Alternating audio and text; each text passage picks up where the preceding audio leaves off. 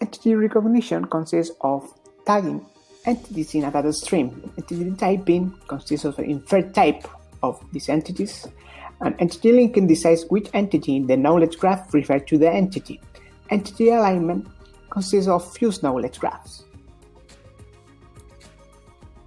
The most important work on entity recognition is an approach which uses word embedding and chart representation, and then use a bidirectional long-short-term memory approach to classify entities. The main contribution of this work is that they reach good performance by representing words as a combination of a word embedding and a representation of a chart.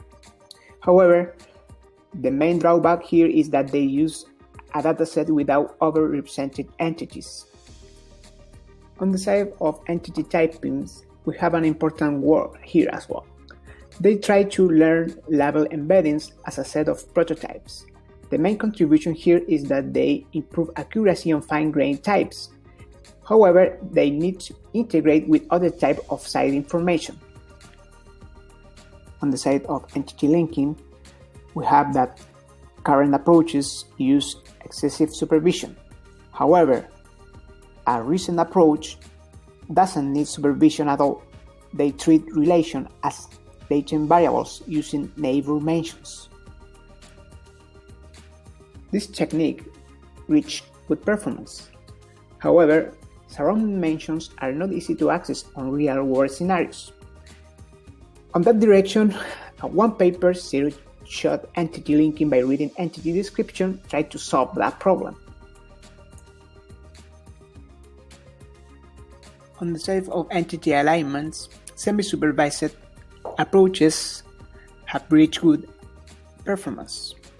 The main contribution of this work is they use entity description to learn embeddings, but the main drawback is that they fail to incorporate new features.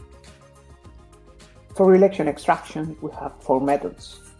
First one, distance supervision, generate training data. Convolutional and recurrent neural networks try to learn feature representation, graph convolutional neural nets, and attention mechanisms as well, and reinforcement learning train an agent. One successful approach on distance supervision is this paper.